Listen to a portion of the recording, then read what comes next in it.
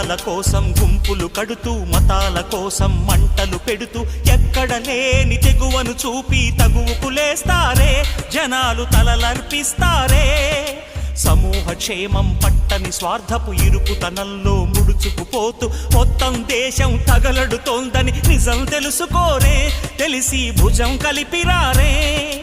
అలాంటి జనాల తరఫున ఎవరో ఎందుకు పోరాడాలి పోరి ఏమిటి సాధించాలి ఎవరి కోసం ఎవరు ఎవరితో సాగించే సమరం ఈ చిచ్చుల సింధూరం